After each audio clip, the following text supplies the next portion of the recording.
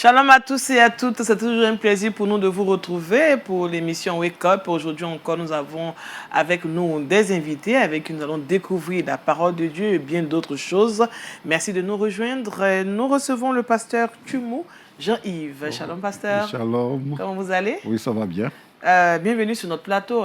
Merci. Avec vous, nous allons méditer la parole de Dieu. Et le thème, c'est Dieu exauce ma prière. Dieu exauce nos prières. Nos prières, Ouais. la précision est détail. Ouais. Ok, ce sera donc pour tout à l'heure. Ouais. Merci d'être là. Shalom Merci. Jean-Richard. Bonjour Daniel et shalom à tous. Comment ça va? Très bien, merci. On est très frais ce matin. Ah oui, comme toujours. Qu'est-ce qu'on a au menu? On a tu avais Jean-Richard et puis le saviez-vous? Effectivement, dans Culture Actu, on parlera littérature, présentation d'un ouvrage à toutes les personnes qui nous regardent. Et puis dans le saviez-vous, on ira aux États-Unis pour parler de coronavirus, de louanges, mais aussi de polémiques. Ça paraît un peu bizarre, mais Oui. on en parlera dans quelques instants. D'accord, comme tu nous rassures. Nous sommes avec une dame pour la relation d'aide, Madame Kojo Victoire. Bonjour. Comment vous allez? Je vais bien, merci. Alors, ce matin, avec vous, on parle de l'amertume dans les couples. Ça vaut le coup d'en parler, hein? Oui, vraiment. Mhm. Avec ce corona, Oui. on voit que les couples sont restés longtemps enfermés et puis on se découvre. Et puis on se dit des méchancetés, des choses qui restent dans le cœur. C'est ça. Donc ce matin, je pense que c'est bien d'en parler. D'accord. Ah, les méchancetés, ça sort toujours. Hein. Ce sera donc pour la rubrique relation d'aide. Elle me regarde. Shalom Félicia. Shalom Daniel, shalom à tous. Comment ça va? Ça va très bien, par la grâce de Dieu. Alors, on aura le trick box avec Félicia. Exactement, aujourd'hui dans le Trick Box, on va se débarrasser des mauvaises habitudes alimentaires. Voilà. Là, tu nous indexes tout le monde. Je te sens concernée, Très Daniel. concerné. D'accord, ce sera donc pour tout à l'heure. Merci. Nous avons maintenant planté le décor. Sans plus attendre, nous allons partir pour la méditation et c'est tout de suite.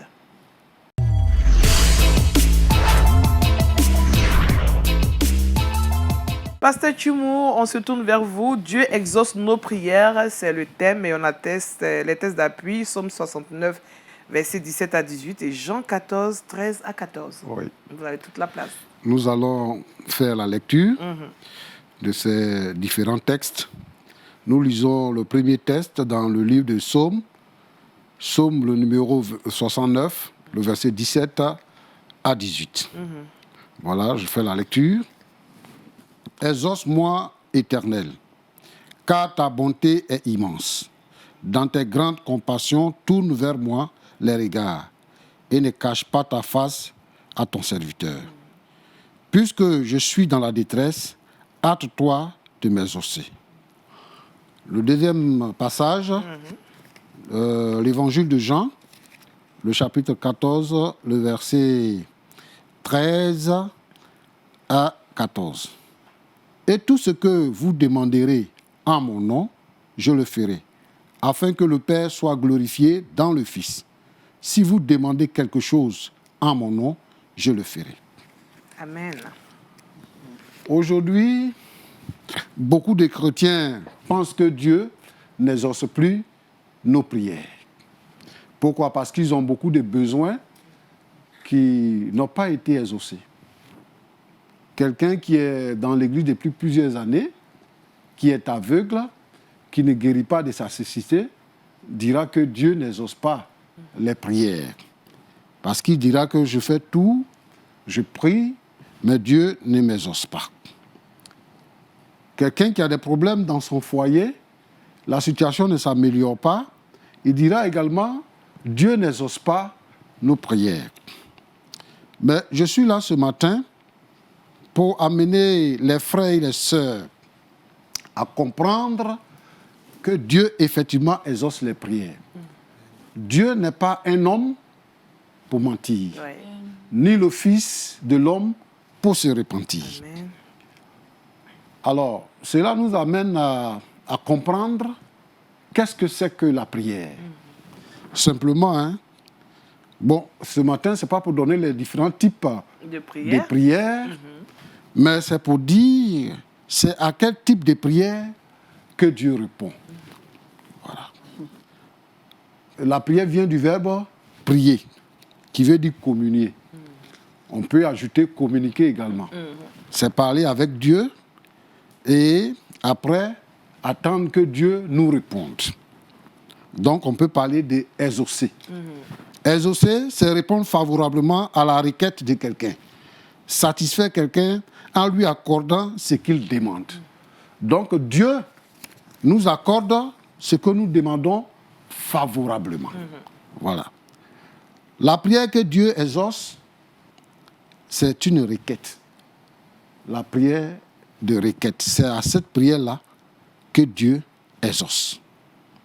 Et il répond, c'est-à-dire exaucer, c'est répondre favorablement. Qui Dieu exauce-t-il? Oui. Ceux qui s'approchent de lui. Dans le livre de Psaume, le numéro 65, le verset 3, Dieu exauce celui ou celle, tout homme qui reconnaît son autorité.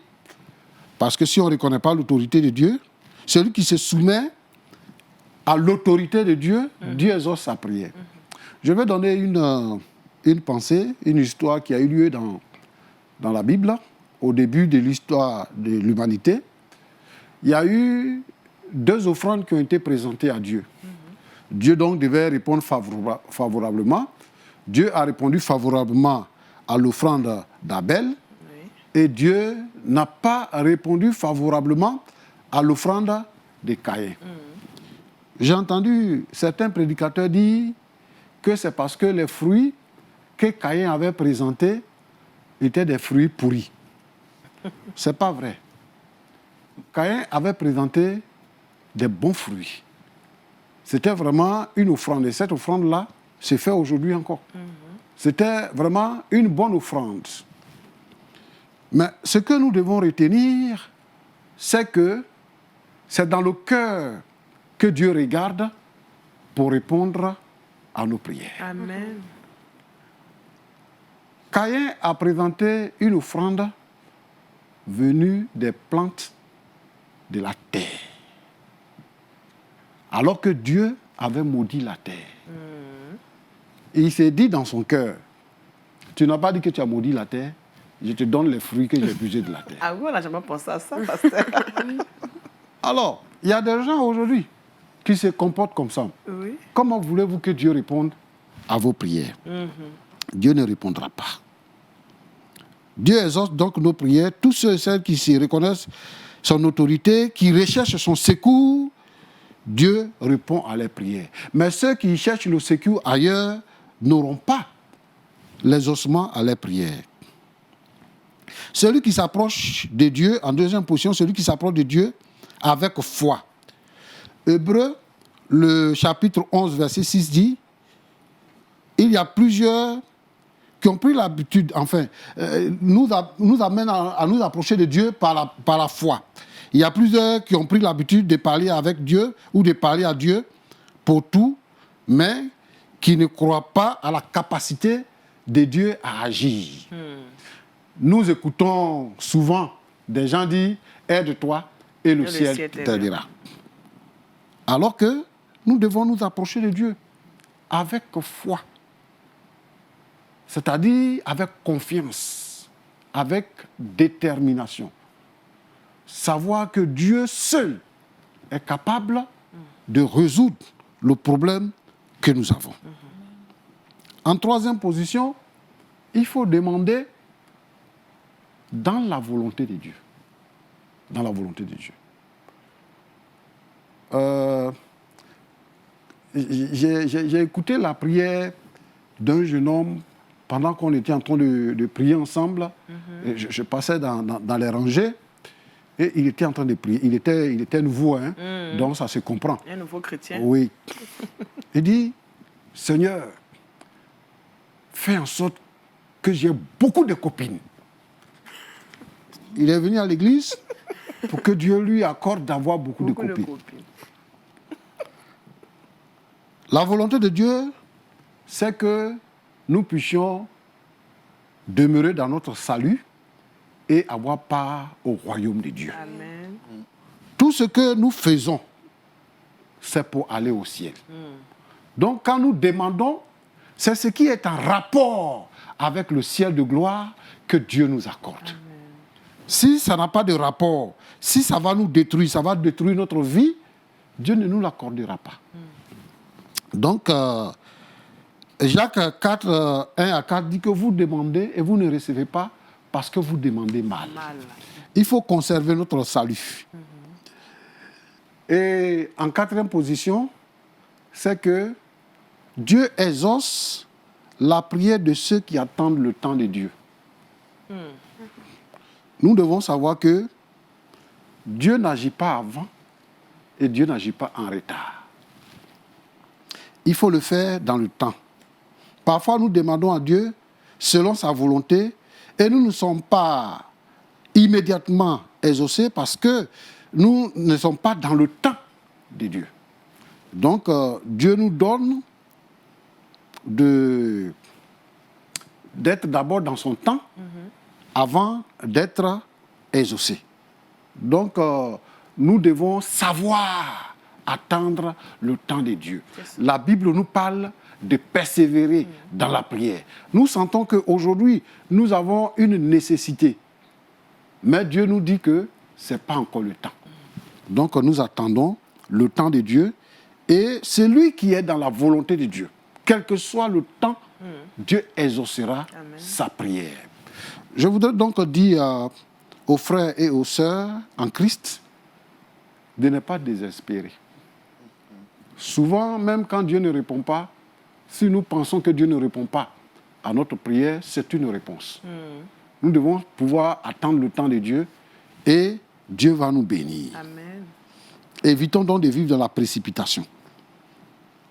En conclusion, ce que Dieu veut, c'est notre bonheur. Alors soumettons-lui nos besoins et il nous exaucera, car il exauce toujours. Amen. Il a dit, demandez et vous recevrez, afin que votre joie soit parfaite. Selon Jean 16, verset 24. Quand Dieu nous donne, notre joie est parfaite. Amen. Que Dieu vous bénisse. Amen. Merci, Pasteur Choumo, Jean-Yves. Dieu exauce nos prières. Alors, Pasteur, tout à l'heure, je vous ai écouté. Je me rends compte que le silence aussi de Dieu est une réponse. Oui, effectivement, le silence de Dieu est une réponse. Comment ça peut être une réponse pour moi qui demande, par exemple, de l'argent, je veux être riche, je veux avoir un poste dans la société et que Dieu ne me dise rien? Pendant des jours, pendant des mois. Comment ça peut être une réponse pour moi? Oui, parce que vous venez de dire que moi qui demande l'argent, qui viens être riche.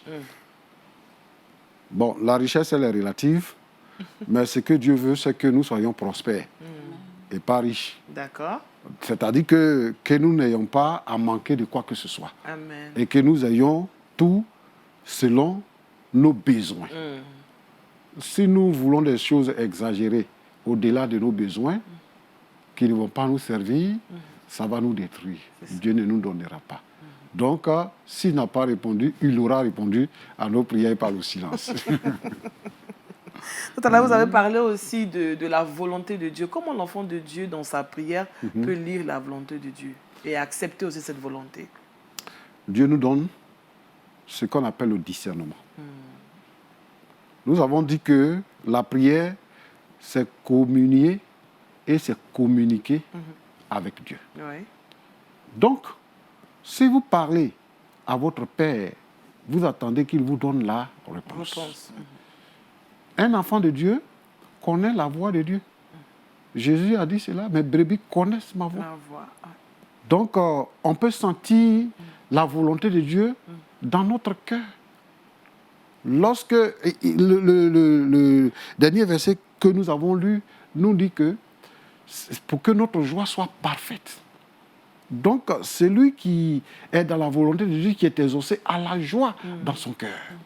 Il a la joie dans son cœur. Il y a une paix intérieure qui l'envahit. Il connaît la volonté de Dieu. La volonté de Dieu peut se manifester en allant, par exemple, vous allez au culte le matin, vous avez une préoccupation et l'homme de Dieu est en train de prêcher. Il répond textuellement à votre besoin. C'est ça. Vous savez que vous êtes dans la volonté de Dieu. Vous êtes dans le chemin, vous êtes en train de partir, vous voulez faire quelque chose. Il y a quelqu'un qui intervient, qui vous dit quelque chose, alors qu'il est étranger à votre problème, mais il peut vous dire quelque chose qui va faire en sorte que vous ne puissiez pas faire ce que vous voulez faire. Donc, Dieu intervient, il parle toujours à notre esprit, il parle, et il passe également par des gens pour nous parler. C'est ça. Donc on peut connaître la volonté de Dieu. D'ailleurs, nous connaissons la volonté de Dieu, nous vivons selon la volonté de Dieu. Parce que vous avez évoqué aussi les offrandes d'Abel et de Caïn. Est-ce que la qualité des offrandes que nous présentons au Seigneur peut être considérée comme des prières aussi que nous lui adressons? Oui, une offrande. Alors, comprenez que être exaucé, c'est recevoir une réponse favorable. Lorsque l'offrande est présentée à Dieu, on attend une réponse favorable. Le ciel s'ouvre. Malachie nous le dit, le ciel s'ouvre. Dieu ouvre le ciel et il fait descendre les bénédictions en abondance. Il dit, il ouvre les éclus des cieux. Les éclus, ce sont des réservoirs, des réserves de bénédictions. Alors, lorsque la prière touche le cœur de Dieu ou l'offrande touche le cœur de Dieu, il est obligé d'ouvrir les réservoirs de bénédictions pour descendre sur nous. Donc, l'offrande, la qualité de l'offrande également, amène à l'exaucement à nos prières. Par moment, au-delà de nos longues prières, des jours de prière, il serait important aussi de faire des offrandes de qualité au Seigneur pour exprimer notre volonté. Oui. Je voudrais dire que la Bible ne nous demande pas de faire de longues prières. La Bible nous demande de persévérer dans la prière. Donc, il faut être précis dans la prière. Si mon fils vient me parler, ce n'est pas à force de paroles que je vais comprendre son besoin. Mais il va être précis pour que je comprenne son besoin. Dieu est notre Père. Donc, si nous prions, soyons précis avec lui. Et puis, en plus, si l'offrande fait partie de Dieu, Dieu lui-même a fait la première offrande avant que les hommes ne commencent à faire des offrandes. Lorsque Adam et Ève ont péché dans le jardin d'Éden, Dieu était en colère contre Adam et Ève. Mais Dieu, dans son amour immense, a fait une offrande. Il a fait le premier sacrifice. Il a tué des animaux. Et puis, il a pris leur peau, il leur a donné pour se vêtir. Donc, il a fait le premier sacrifice et il leur a donné des peaux. C'est le premier don. C'est le don que Dieu a fait. D'accord. Alors, pasteur, bien souvent, nous entendons, enfin, on entend dans nos églises ou bien dans nos communautés qu'une bonne prière doit s'accompagner d'une bonne offrande. Et là, on peut espérer une bonne réponse de Dieu. Qu'en dites-vous? Bon, l'offrande est une chose, la prière est une chose. La prière fait partie du culte, l'offrande fait partie du culte. Okay. Il y a plusieurs sortes de prières. Quelle prière vous adressez à Dieu? Donc ici, ce matin, nous avons parlé de la requête. Donc vous demandez. Maintenant, vous pouvez... Il y a ce qu'on appelle la sémence. Oui. Vous pouvez faire une sémence. Une sémence, oui. Et là, vous priez et vous faites une sémence. Quand on sème des grains de maïs, on s'entend qu'elles produisent. Oui. Donc, la qualité de la terre est importante. Oui. C'est pour ça que, quand on fait la sémence, à la dimension de notre demande, nous devons donner la qualité de l'offrande qu'il faut. Mais sinon que, tous les jours on prie. Tous les jours on prie. Même sur ce plateau, s'il y a une pensée qui me traverse, je prie, je vais prier sans que vous ne le sachiez, je m'adresse à mon Père. Il voit dans mon cœur. Amen. Voilà. Mais toutes les prières ne sont pas faites pour demander. On peut faire une prière pour louer le Seigneur, tout simplement. Pour dire les bienfaits de Dieu. Donc, mais il y a des prières pour demander. Donc, si vous demandez et que vous voulez que Dieu exauce, vous savez ce que vous demandez et vous savez ce que vous allez faire. D'accord. Voilà. Je pense que Mme Kodjo veut dire quelque chose. Pasteur, vous avez parlé de la qualité de la semence. Donc, la qualité de la semence, je demande quelque chose à Dieu. Je demande, par exemple, avoir une maison, parce que j'ai beaucoup d'enfants, une maison plus grande. Alors, si je demande pour que... parce qu'ici, quand on dit qualité, c'est plus ton offrande est grande. C'est-à-dire, il faut que je donne 1 million à l'homme de Dieu pour que Dieu entende ma prière pour me donner une grande maison. Une maison de 25 millions, par exemple. C'est la semence qui vient de mon cœur, qui vient d'un cœur pur et sincère, qui fait que Dieu exauce nos prières. Le Seigneur Jésus parle de l'offrande et de cette vieille dame qui était venue. 2 pièces d'argent. La Bible dit que c'est tout ce qu'elle possédait. C'était son nécessaire pour vivre. Voilà. Donc, c'était 2 pièces d'argent. Ce n'était pas 1 million. Bon, si quelqu'un veut une maison, il dit au Seigneur que je veux une maison. Il peut le dire simplement. Au Seigneur, je veux une maison. Maintenant, l'attitude de son cœur lui dit, il faut faire une offrande pour obtenir une maison. Il faut donner avec joie. Il faut donner pour ne pas regretter ce que tu as donné. C'est une offrande proportionnelle, c'est-à-dire à la mesure de tes moyens. Ce qui ne va pas te déranger après, te faire mal après. Voilà. Tu fais une offrande, tu sèmes. Tu n'as pas besoin, ce n'est pas une question de calcul, mais tu donnes ce que Dieu a mis dans ton cœur et c'est ce que tu lui donnes. Peut-être que ce que Dieu a mis dans ton cœur, même, c'est 5 millions. Voilà. Parce que quand on dit 1 million, on peut penser que 1 million, c'est trop. Oui. Pour quelqu'un qui ne peut pas avoir 1 million comme ça, 1 million, c'est trop. Mais si vous ne voulez pas avoir 1 million, l'Église, nous, on ne dit pas aux gens de se dépouiller. Ce n'est pas ce qu'on leur dit. On leur dit de faire la volonté de Dieu. Donc, en faisant une offrande, c'est à la mesure de ses moyens. Et Dieu regarde l'offrande et Dieu exauce. D'accord. On aurait voulu rester encore à vous écouter, mais le temps court. Alors, on va prier pour recommander ces personnes qui nous regardent. Peut-être qu'il y a quelqu'un qui, jusque-là, n'a pas encore reçu exaucement à ses prières.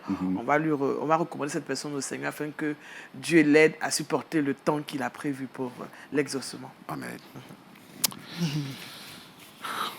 Tu es fidèle et tu es bon, Seigneur notre Dieu. Tu es notre Père. Lorsque nous crions à toi, tu nous écoutes et tu nous exauces. Merci, Seigneur notre Dieu, de nous donner cette occasion d'écouter ta parole. Quelqu'un est-il concerné? Quelqu'un est-il découragé et ne croit même plus à l'exaucement des prières? Nous voulons affirmer que tu exauces les prières. S'il te plaît, Seigneur notre Dieu, sois attentif et penche-toi sur le cas de mon frère et de ma sœur. Lorsqu'il va t'adresser une prière, exauce sa prière. Bénis le Seigneur pour que son cœur soit joyeux pour te servir. Merci Seigneur pour tous ceux qui affrontent des difficultés. Seigneur notre Dieu, que ta faveur soit sur leur vie. Au nom de Jésus. Amen. Amen. Amen. Merci, Pasteur Tchoumou. Ainsi s'achève cette rubrique Méditons ensemble. Nous allons maintenant partir avec Jean-Richard. C'est la rubrique Culture Actu.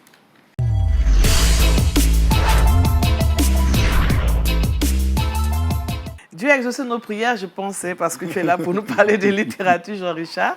Effectivement, merci Daniel. Je suis très heureux dans cette présentation. Lorsque Maman Kodio a dévoilé la thématique de son intervention, j'ai dit, elle sera certainement dans le prolongement de ma présentation, puisque l'ouvrage que je présente aujourd'hui parle de couple et de mariage notamment. Vous le savez, avec le coronavirus, cette histoire de confinement, ils sont nombreux, ces couples, ces foyers, ces maisons qui ont traversé des crises. On a assisté fort malheureusement à des explosions de divorces à travers le monde. L'Église n'échappe fort malheureusement pas à ces différentes séparations. Et pourtant, dans nos différentes églises, dans nos différentes assemblées, il existe des formations pour les candidats au mariage et au regard des divorces, des difficultés dans les couples. Il y a des personnalités chrétiennes qui sortent des ouvrages, notamment pour aider le corps de Christ, pour toutes ces personnes qui aspirent notamment au mariage. Et l'ouvrage que je tiens à vous présenter aujourd'hui a pour titre, vous le découvrez chez vous, Avant de dire oui. Eh bien, avant de dire oui, est sorti il y a de cela quelques années. Avant de vous plonger dans les entrailles de cet ouvrage, je vous présente les différents auteurs. D'accord. Le premier auteur, il s'appelle Norman White. Il est de nationalité américaine. Sachez tout simplement qu'il est l'auteur de plus de 50 livres sur la communication, sur le mariage, sur la famille. Il est thérapeute accrédité pour le mariage, pour la famille et les enfants.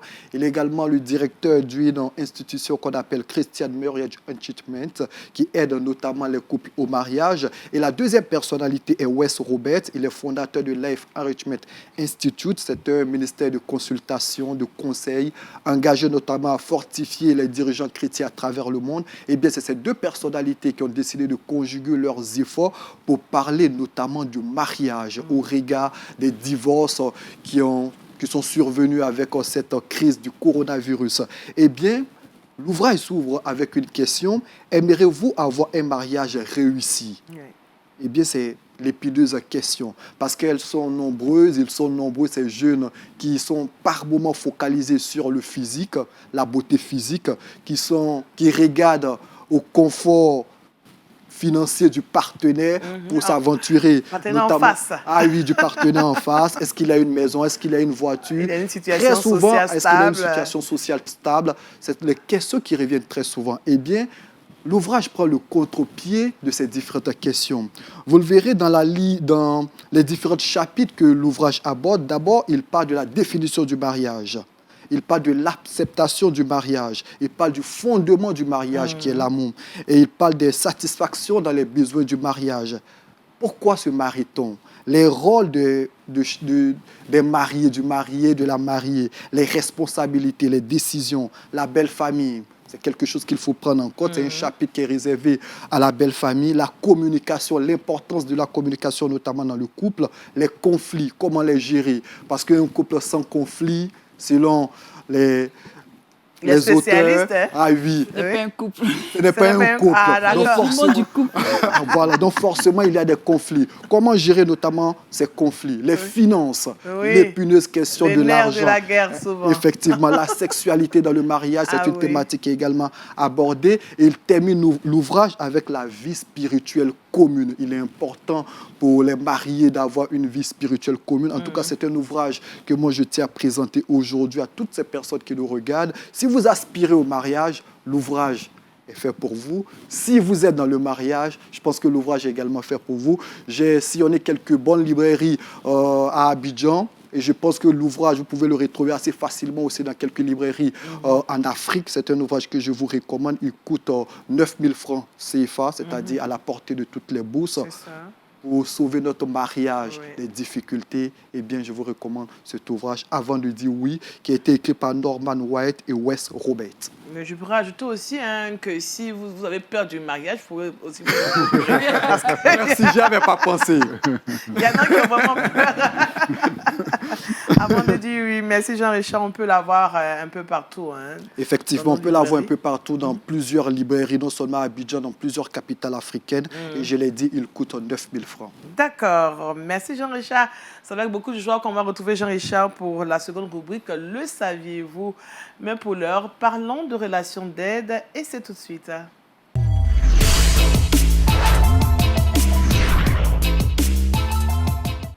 À cette rubrique, nous allons également nous intéresser au couple avec Madame Kojo Victoire. Attention, Kojo Victoire. Voilà. L'amertume dans les couples. Il a tout dit. Il a tout dit, d'accord. Non, lui, il a juste brossé quelques parties. Avec vous, on va aller beaucoup plus en profondeur. Alors, Je pense que l'amertume détruit beaucoup l'homme et détruit beaucoup les couples. Quand nous voyons sur le plan spirituel, c'est écrit dans la Bible, puisque dans Hébreux, au chapitre 12, au verset 15, on dit « Veillez à ce que personne ne se prive de la grâce de Dieu, à ce qu'aucune racine d'amertume poussant des rejetons ne produise du trouble et que plusieurs n'en soient infectés. » c'est ça. Alors, ici, on parle de racine d'amertume. Ça veut dire que la racine, c'est la partie de la plante qui est sous la terre, qu'on ne voit pas. C'est pas visible à l'œil nu. L'amertume, c'est ce qui est amer, c'est la douleur qui est à l'intérieur de nous. C'est ça. Cette douleur, c'est les insultes, les injures, tout ce qui nous fait mal, tout ce qui est amer en nous. Alors, on parle du cœur, de veiller. Or, le cœur ici, c'est le siège de nos émotions, c'est d'où sort la vie. Alors, quand nous avons un couple, la semence de l'amertume, c'est les injures. C'est ce que l'autre fait à son partenaire. Je vais vous donner un exemple simple. Hein. Oui. Là, dans cette boîte, j'ai de la terre. La terre, c'est le cœur, qui représente le cœur. D'accord. Et là, je vais prendre un couple qui se bagarre tous les jours. Et là, c'est des grains d'arachide que j'ai brûlés pour montrer combien de fois c'est amer. Alors ça, C'est sûr, hein, quand on mange ça, c'est vraiment amer. c'est amer. Ça, par exemple, une femme qui est vraiment coléreuse, qui crie sur son mari chaque jour, elle rend son mari amer. C'est une semence qu'elle met dans le cœur de son mari. Une femme qui replique à son mari, qui désobéit à son mari, qui insulte son mari, c'est une autre racine qu'elle met dans le cœur de son mari. Alors, je vois aussi un mari qui trompe sa femme, que sa femme attrape. C'est une autre racine. Ah oui, c'est surtout qu'elle attrape. Hein. C'est une racine. C'est une racine. C'est ça. Hein? Et on s'insulte tout le temps. Je n'aime pas, je veux. Ma femme, elle m'a insulté, elle va voir, je vais répondre. Un monsieur qui frappe sa femme, qui bat sa femme tous les jours. C'est une amertume, c'est la semence, ça, elle devient amère. Ça y est là. Alors, vous regardez que dans ce pot, dans le cœur, il y a des mauvaises semences, les injures, tout ce que vous ne pouvez pas imaginer quand monsieur et madame sont en train de se bagarrer. Et ça y est là. Donc, la semence est mauvaise. Alors, quand la plante va pousser, c'est-à-dire comment la plante pousse, comment ça pousse dans notre cœur. On s'assied le matin et puis on pense à la scène. Mon mari, regarde ce qu'il a dit. Il m'a fait ça. Il va voir. Moi, j'ai souffert avec lui toute ma vie. Et puis aujourd'hui, il ose m'insulter, il ose me dire des choses devant les enfants, devant la nounou. Alors, tu penses, et ça s'enracine, ça devient une racine, ça s'accroche, ça s'agrippe au cœur. Au cœur, qui est la terre. Qui devait être fertile voilà. Et recevoir une bonne Donc, semence. quand ça pousse, un couple, hein, quand ça pousse, vous devenez comme ça. C'est sec. Waouh. Vous ne représentez plus rien. Parce que sur ce table qui pousse, je veux dire aussi que la racine, c'est la racine qui prend l'eau, qui prend les nutriments pour alimenter la plante. Donc, si votre cœur est mauvais, tout ce qui va sortir pour vous alimenter sera mauvais. Alors, vous serez sec, vous serez abîmé comme ça, et spirituellement, et physiquement, et moralement. Parce que vous allez avoir, vous serez, par exemple, vous aurez la colère en vous, vous aurez l'envie de vous venger, le manque de pardon. Vous serez toujours en train de ruminer. Vous êtes malade, vous manquez de libido, vous n'arrivez pas à communiquer à votre partenaire. C'est des injures. Il y en a même qui s'isolent. Tellement vous vous dites, je ne veux plus qu'il m'insulte. Donc, c'est comme ça, je reste dans mon coin. Le mari aussi, ce sera pareil pour lui. Il sera comme ça. Il sera nerveux. Tout le monde, hein, il est nerveux. Il arrive du travail, il a du travail, il se met à l'écart. Alors, autour des personnes qui sont comme ça, c'est les enfants. Les enfants voient les parents comme ça. Chacun dans son coin. Regardez un peu un couple. Hein, vous êtes comme ça. Comment vous devenez?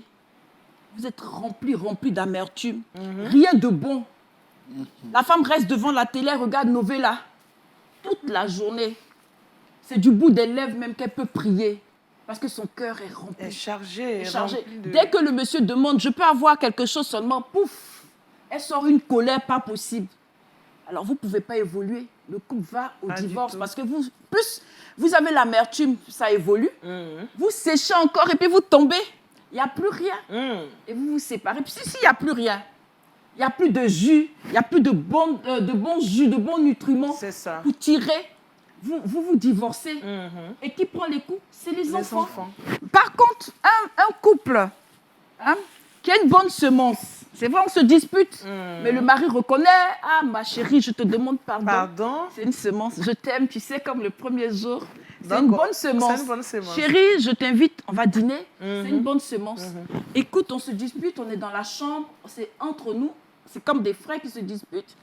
D'accord, le matin, on se pardonne, on ne dort pas avec la colère, on se pardonne, c'est une bonne semence, etc. Alors, ce couple-là, voici comment vous êtes. Amen. Une plante Vous voyez que c'est magnifique. Oui. On n'a pas dit qu'il n'y a pas de palabre dans les couples, mais un couple qui vraiment, avant de dormir, enlève la colère. Parce que l'amertume produit des rejetons, l'amertume produit des mauvaises choses dans notre cœur. Ton visage est serré, ta mine est serrée, pardon, et tu ne peux même pas sourire. Au bureau, on te demande, tu es... On dit, le patron même appelle. Tu t'habilles de façon bizarre, tu n'es plus performant. Mais un couple avec une bonne semence, des paroles mielleuses, assaisonnées de grâce. Ah oui. Vous voyez comment vous devenez dans J'aime votre cette maison. expression, des paroles mielleuses assaisonnées de grâce. Ok. Vous voyez comment vous êtes dans votre... Oui. Vous êtes comme ça. Les enfants peuvent venir jouir de cette plante, de vous. Parce que ce que vous faites, l'amertume aussi attaque les enfants. Ils grandissent avec. Alors que ce couple-là, c'est un couple qui est vraiment bien. Oui. On prie, on se pardonne et on avance. On se renouvelle, Voilà. on fait tout pour garder un beau visage. Voilà. Et... On fait même pas tout pour garder parce que quand c'est bon à l'intérieur, la racine pousse le visage parce que le nutriment, c'est quelque chose de bon. L'eau est pure parce que la semence est vraie. C'est La ça. semence est pure. Donc quand ça sort quelque chose de potable. Oh, tu n'as même pas besoin de bien te saper, de bien t'habiller. C'est déjà là. C'est déjà là. Tu es comme ça, tu te promènes. Oh, mais dis donc, tu as bonne mine.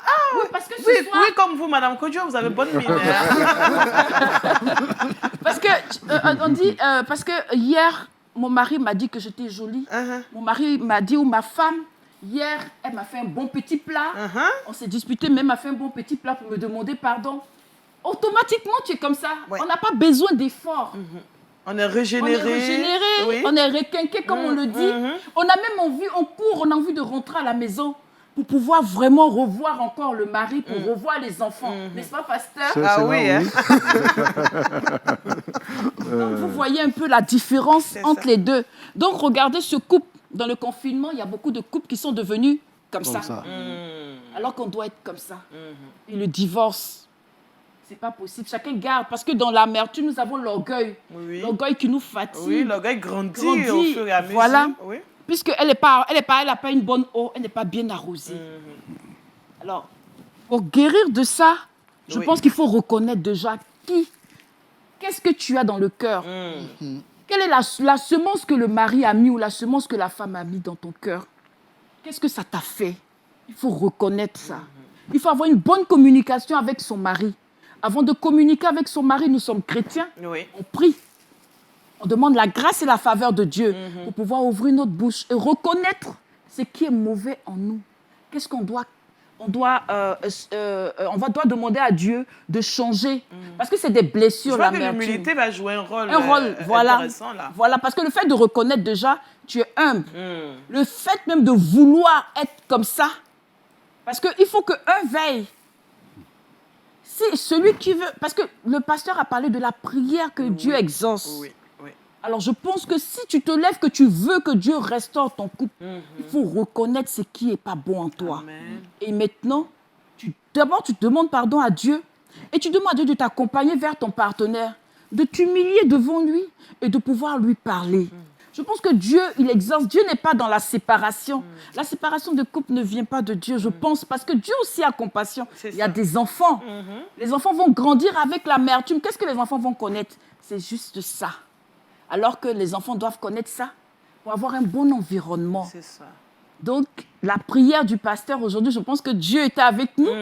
Par la prière du pasteur, parce que le pasteur nous a enseigné ce matin, nous devions prier. Dieu va nous entendre. On doit être patient dans notre couple. C'est ça. Quand on s'humilie devant notre partenaire, ça vient pas, il ne va pas aujourd'hui dire « je t'ai pardonné ». Lui aussi, il est blessé. Donc, on doit prier pour que Dieu guérisse son cœur. Que Dieu ramène son cœur à son épouse. D'accord. Mais il arrive que, Madame Kodjo, il arrive parfois, nous aussi, en tant que femme, par exemple, ou bien dans le couple, soit le mari ou la femme, une personne peut garder vraiment tellement le cœur chargé que elle veut bien qu'il y ait réconciliation, mais n'arrive pas à peut-être faire le premier pas ou bien ne se sent pas encore prêt à faire le premier pas. Dans ce cas, comment est-ce qu'on doit gérer la situation? Je pense que la parole de Dieu est vraie. La Bible nous dit que la parole de Dieu, surtout dans la version anglaise, c'est le souffle de Dieu. Et quand nous méditons la parole de Dieu, c'est comme si on aspirait le souffle de Dieu en nous. Amen. Et cette parole vient nous régénérer notre cœur. Amen. Si je médite sur le pardon, la Bible nous dit, on dit, si tu ne pardonnes pas, tu as la haine. Tu manques de pardon, c'est la haine. J'ai la haine pour mon mari. Et dans la parole, je vois que avoir la haine pour quelqu'un dans des lettres de gens, c'est être meurtrier. Un meurtrier, c'est quelqu'un qui prémédite la mort de quelqu'un. Oui. Ça veut dire que dans mon cœur, là-bas, tout ce que je pense de mon mari, c'est qu'il y ait quelque chose de mauvais, quelque chose de méchant qui lui arrive tous les jours. Mais quand je vois ça, je vois que je suis meurtrier. J'ai une conscience. La Bible dit le Saint-Esprit nous convainc de nos péchés. Donc, le Saint-Esprit va nous convaincre. Et puis, nous, maintenant, on va présenter ce cœur-là à Dieu, afin que Dieu puisse guérir ce cœur. Amen. Donc, c'est pas la prière que nous Pas devons la le prière, faire pas aussi. la méditation de la parole de méditation Dieu, de la elle est parole très de Dieu. importante dans un D'accord. couple. Donc, vous êtes en train de nous dire qu'on peut sortir de l'amertume. On sort de l'amertume si on veut sortir de l'amertume. Parce que c'est une question de volonté. Si je veux, on sort de l'amertume. Est-ce que vous pouvez nous donner quelques recettes, quelques secrets? Oui, Parce d'accord. qu'on peut vouloir, mais parfois aussi, c'est tout difficile. Je peux donner un exemple de quelqu'un qui est venu me voir et qui avait un problème de couple. Alors, tout ce qu'elle disait, c'était mon mari a fait ça, mon mari a fait ça. Alors, je lui ai donné une feuille, je lui ai dit, écris ce que ton mari te reproche. Elle a fait 3 pages. Alors, je lui ai dit, quand tu vois que ton mari te reproche, vois ce qui est vrai, vois ce qui n'est pas vrai. Elle me souligne des choses. Elle crie sur son mari. Mais elle dit oui parce que c'est elle qui a plus de finances. Mais elle a blessé son mari. Son mari, pour se défendre, parce qu'elle est comme un homme, elle crie, elle veut prendre le devant. Donc lui aussi, il lui dit des paroles qui ne sont pas bonnes. Et elle a gardé ça depuis des années. Elle se tait. Et c'est devenu vraiment comme une plaie qu'on ne peut même pas guérir. Alors je lui dis, ok, on va l'étape par étape. C'est ça. Donc au début, je lui montre le péché. Parce que quand tu as l'amertume, tu t'assieds, tu te fais des films dans la tête et tu as une double vie. Tu as un double visage qui est un péché. Parce qu'il y a le mensonge. Parce que tu montres ce que tu n'es pas aux En gens, réalité. alors que c'est dans le cœur. Donc cette dame, elle reconnaît. Elle me dit d'accord, elle reconnaît, on prend la Bible. Je lui dis ça, c'est un péché. Elle reconnaît. Et le Saint-Esprit fait le travail. Puisque nous, on n'est que Des instruments. des instruments. Oui. Et là, maintenant, cette dame, elle accepte maintenant de se faire pardonner, de pardonner, pardon. D'accord. Donc, on lui donne la méditation. Et chaque jour, pendant une semaine, elle a une méditation quotidienne. Elle écrit tout ce qui se passe dans sa vie. Et puis, elle revient nous voir. Et quand elle revient, on l'aide à avoir une communion avec Dieu. Quand elle a sa communion avec Dieu, c'est plus facile de pouvoir s'humilier. D'accord. Parce qu'elle devient comme le Christ qui s'est humilié. Elle comprend plus l'écaille est enlevé de ses yeux. Donc voilà. D'accord. Donc, il faut avoir une communion avec Dieu.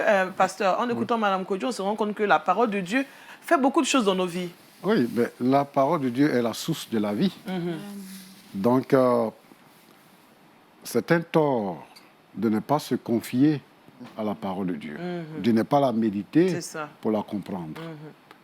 Donc, moi, je pense que les couples en difficulté, effectivement, peuvent être sauvés. Quand nous allons à des cérémonies de mariage, on nous présente la Bible comme le premier cadeau C'est ça. que l'Église fait. Question de dire, il faut plonger les regards Dans la dans la Bible. parole de Dieu lorsque les difficultés surgiront. Donc moi, je pense que il faut vraiment faire recours à la parole de Dieu. D'accord. Merci, pasteur. Alors, Mme Kodjo, qu'est-ce qu'on peut retenir de ce que vous nous avez dit par rapport à l'amertume dans le couple, dans le frère? Comment on fait pour en sortir? Comment faire? conseil? D'abord, il faut reconnaître. Il faut reconnaître que quelque chose ne va pas dans le couple. D'accord. Il faut reconnaître aussi que ce que l'autre a dit m'a blessé. Et comment faire pour sortir de là? Que ce sont des méchantes paroles. Donc, comment faire? Il faut vouloir pardonner à l'autre. Parce que c'est une question de volonté. On ne peut pas décider à la place de l'autre. Donc, c'est une question de volonté. Il faut vouloir. Si tu veux que ton couple soit sauvé, tu veux te réconcilier avec ton partenaire, je pense que c'est le moment maintenant de pouvoir libérer le cœur. Parce qu'il ne faut pas oublier, nos enfants sont innocents. Et c'est entre le mari et la femme. Mais les conséquences, les enfants prennent le pot cassé. Eux aussi grandissent avec l'amertume dans le cœur. Et eux aussi, ils n'auront pas un bon mariage, ils n'auront pas une bonne vie. Donc, il faut reconnaître, il faut vouloir. Il faut absolument que chaque couple veille vraiment sauver son mariage, surtout avec ces temps difficiles. Oui. Il faut absolument. D'accord. Merci, Madame Kodjo Victoire. Je pense qu'avec le prénom Victoire, avec ce qu'on a dit, avec ce qu'on a entendu, je pense que nous avons la victoire et nous aurons la victoire, surtout avec les couples qui traversent des moments difficiles. Ce n'est pas toujours facile, mais Dieu seul a la réponse à toutes nos difficultés. Merci, ce sera encore un grand plaisir de vous recevoir sur ce plateau afin de partager d'autres éléments avec vous. Nous allons passer maintenant à une autre rubrique, celle des trucs et astuces, le Trick Box avec Paul Félicia.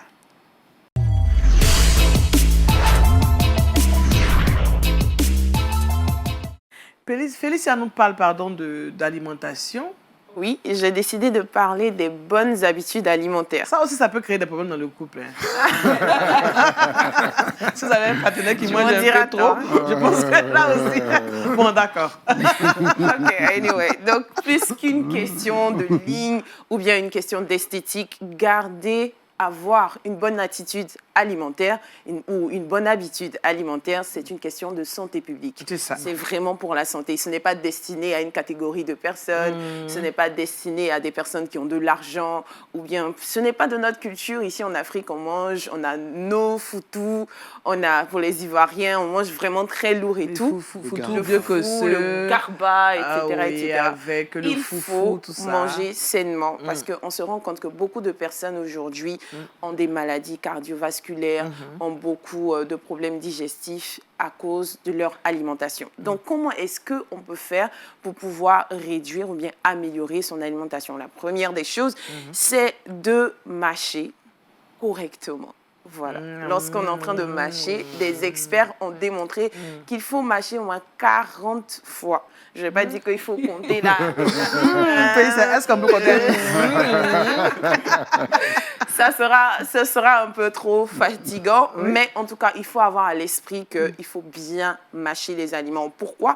Parce que ça diminue l'appétit et ça contribue ainsi à réduire la quantité de nourriture qu'on absorbe pour promouvoir une bonne fonction digestive. Ça, c'est important à savoir. On mange seul, c'est assez facile, mais quand on mange en gros plat, c'est pas toujours évident. En Afrique, on dépose le plat au milieu. Là, pour ceux-là que je donne des astuces, vous allez on prend beaucoup d'astuces, il n'y a pas de problème.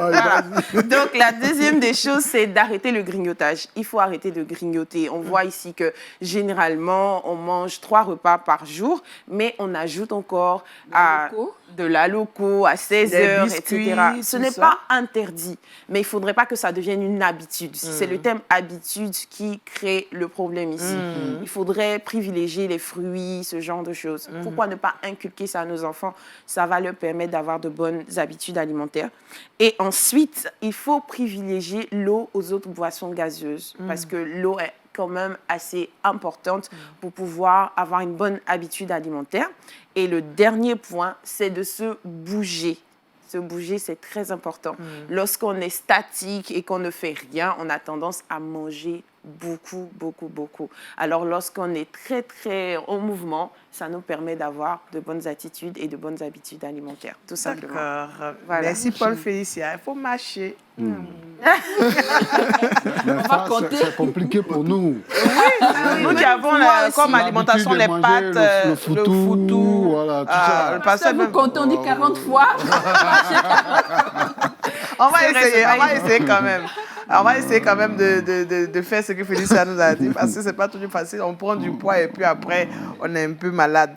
Merci, Paul Félicia. Je pense que vous avez pris bonne note de ce qui a été dit. Mâcher au moins 40 fois. Le passage, ce n'est pas facile, mais faisons l'effort. Retrouvons Jean-Richard pour Le saviez-vous?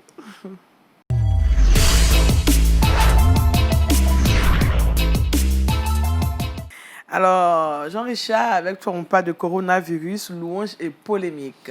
Effectivement, j'ai décidé de parler de coronavirus, de louange et de polémique. En cette période de coronavirus, il y a le Centre des contrôles et des préventions des pandémies, qui est du côté des États-Unis, qui estime que le champ peut propager le coronavirus aussi facilement que les éternuements et la toux. Et au regard donc de cette situation et puis au regard donc de la résurgence de la pandémie du coronavirus du côté des États-Unis, plusieurs commerces ont fermé, les cinémas ont fermé, les restaurants, les églises restent ouvertes avec des mesures de restriction assez poussées. Mais à ces mesures-là, figurez-vous que l'État de la Californie a ajouté l'interdiction aux églises de chanter et de louer. Grosse polémique dans l'État de la Californie. Les pasteurs de l'État de Californie s'insurgent et estiment que c'est une insulte à la pratique chrétienne. Peut-on louer le Seigneur? Peut-on faire un culte sans louer, sans chanter? Eh bien, c'est la grosse polémique du côté de l'État de Californie. Eh bien, l'État estime que dans les églises, on doit désormais ne plus chanter, ne plus louer. Eh bien, Bon, pasteur, c'est une telle décision. pour prévenir le coronavirus. Mais on peut parler. On peut parler, mais on ne peut pas chanter. Moi, je pense... Bon, comme c'est... C'est des mesures drastiques. Voilà, oui, vraiment, mais sinon, ce n'est pas le culte. Si on ne loue pas, si on ne chante pas, ce n'est pas le culte. Voilà, chanter, louer le Seigneur fait partie du culte. D'accord. Donc, c'est comme si on disait, n'allez pas à l'église, n'allez pas au culte. Voilà. Nous devons vraiment prier pour cet État. Oui, nous devons prier pour ne pas que ça se généralise aux États-Unis et que ça ne contamine les autres nations. Moi, je pense qu'il faut prier pour ça et prier même pour que cette pandémie-là puisse disparaître parce que nous sommes en prison. C'est une prison à ciel ouvert. On n'est pas libre de mouvement et ça, c'est pas bien. Vraiment, ça rend les choses vraiment difficiles. Oui, oui, très difficile, puisque c'est vrai que plusieurs églises ont décidé de marcher conformément à ces différentes directives, mais il y a des pasteurs qui ont décidé de ne pas respecter ces directives.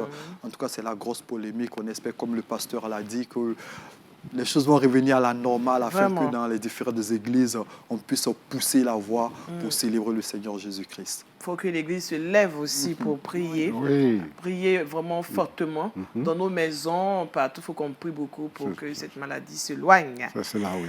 Vraiment. Merci Jean-Richard. Paul Félicia, le verset boussole. Jean chapitre 14, verset 14. Si vous demandez quelque chose en mon nom, je le ferai.